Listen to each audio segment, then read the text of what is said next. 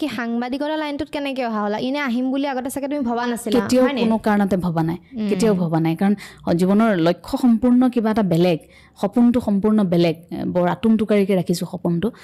হঠাৎ যেতিয়া গুৱাহাটী বিশ্ববিদ্যালয়ত নামভৰ্তি কৰিলোঁ মনোবিজ্ঞান বিভাগত তাৰ পাছত এটা দিন মই এগৰাকী ব্যক্তিৰ নাম উল্লেখ কৰিব লাগিব সাংবাদিকতাত অহাৰ আঁৰত থকা সেই মানুহগৰাকী হৈছে আমাৰ ধেমাজিৰ এগৰাকী সাংবাদিক প্ৰাগ নিউজৰ তেখেত সাংবাদিক ৰাজীৱ দেউৰী তেখেতো তাৰ ধেমাজিৰ প্ৰায় মোক লগ পাই থাকে তালৈ গ'লে তেখেতে মোক ক'লে যে এঞ্জেলা তোমাক এবাৰ নিউজ ৰিডাৰ হিচাপে চাবলৈ মন আছে প্ৰাগ নিউজত অকণমান কিবা এটা সুবিধা আছে তুমি যোৱাচোন তেতিয়া ভেকেঞ্চি ওলাইছে আৰু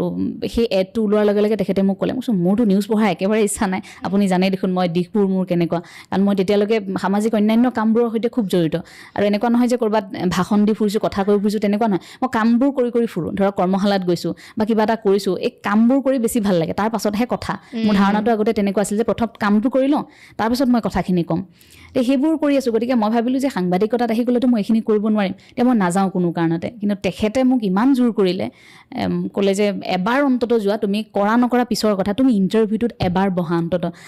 মই বোলো ঠিক আছে বাৰু মই যাম কিন্তু মইতো আগত তেতিয়ালৈকে এবাৰো ক'তো নিউজ পঢ়িয়ে পোৱা নাই কিন্তু অনুষ্ঠানবোৰ কৰিছিলোঁ টেলিভিশ্যনৰ অন্যান্য অনুষ্ঠানবোৰ কৰিছিলোঁ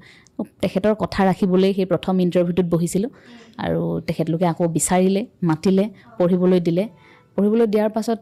থাকিলোঁ তাতে প্ৰায় 2 বছৰ ওচৰা-ওচৰি তাতে শিকিলোঁ বহুখিনি শিকিলোঁ প্ৰথমখন ঘৰ বুলি মই ক'ম সেইখন ঘৰত মই বহুখিনি শিকিলোঁ তাৰ পাছত ভাবিলোঁ যে সেইখিনি সময়লৈকে কিন্তু মই থিৰাং নহয় তাত কামখিনি কৰি থকালৈকে মই বাৰে বাৰে সেইটোৱে প্ৰশ্ন কৰোঁ যে মই সাংবাদিক হ'বলৈ গৈ আছোঁ নেকি এতিয়াও মই সেই উত্তৰটো নাপাওঁ মই কিন্তু এতিয়াও সাংবাদিক হোৱা নাই আমাৰ বহু সংখ্যকে ভাবি থাকে নিজকে সাংবাদিক বুলি কাৰণ জ্যেষ্ঠ আমাৰ ইমান সংখ্যক আছে সেই জ্যেষ্ঠসকলৰ তুলনাত আমি একোৱেই কৰিব পৰা নাই এতিয়া সাংবাদিক শব্দটো নহয় মই আচলতে এগৰাকী সংবাদকৰ্মী অথবা এগৰাকী নিউজ ৰিডাৰ আপুনি বাতৰি পৰিৱেশক বা ঘোষিকা বুলি ক'লেও সেইখিনিয়ে মোৰ বাবে যথেষ্ট সাংবাদিক এতিয়াও আমি হ'ব পৰা নাই সাংবাদিকৰ সেই ধৰ্ম এতিয়াও চাগে ক'ৰবাত পালন কৰিব পৰা নাই আৰু সময় লাগিব মোক সাংবাদিক হ'বলৈ